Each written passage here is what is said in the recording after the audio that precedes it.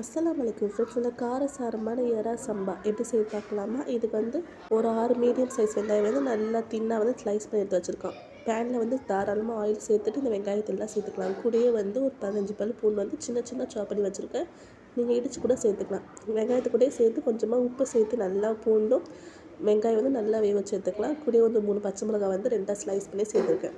நல்லா வெங்காயம் பூண்டு எல்லாம் நல்லா வதங்கி வந்ததுக்கப்புறமா ஒரு 5 தக்காளி வந்து நல்லா பழமான தக்காளி நல்லா தின்னாக ஸ்லைஸ் பண்ணி இது கூட சேர்த்துருக்கேன்.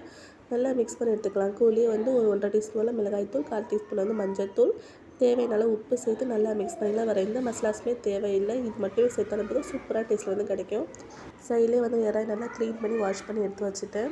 வெங்காயத்தக்காய் நல்லா குக்காய் மேஷாக வேகணும் அந்த அளவுக்கு நல்லா மூடி போட்டு நல்லா வெங்காயத்துலேருந்து வேக வச்சு எடுத்துக்கலாம். கூடயே வந்து வாஷ் பண்ணி வச்சுருந்தது இறாவும் சேர்த்து நல்லா மிக்ஸ் பண்ணிவிட்டு அடி பிடிக்காமல் இருக்கிறதுக்காக கொஞ்சமாக மட்டும் தண்ணி சேர்த்து மூடி போட்டு நல்லா வந்து குக் பண்ணி எடுத்துக்கலாம். இறா நல்லா வெந்து வந்ததுக்கப்புறம் ஆயிலில் நல்லா பிரிஞ்சு வந்ததுக்கப்புறமா கொஞ்சம் மட்டும் கொத்தமல்லி தூவி ஸ்டவ் ஆஃப் பண்ணிங்கன்னா சூப்பராக காரசாரமான இறா சம்பா வந்து ரெடி. கண்டிப்பாக ட்ரை பண்ணி பாருங்கள். சூப்பராக டேஸ்ட்டில் வந்து இருக்கும். எப்போவுமே இறா தொக்குலாம் செய்யலாம். இந்த மாதிரி ஒரு வாட்டி இறா சம்பா செஞ்சு பார்த்துட்டு அவுட்புட் எப்படி வச்சு மறக்காம கமெண்ட்ல ஷேர் பண்ணிக்கோங்க. இந்த வீடியோ பிடிச்சி மறக்காம லைக் சப்ஸ்கிரைப் பண்ணிக்கோங்க. அடுத்த வீடியோவில் பார்க்கலாம். பாய்.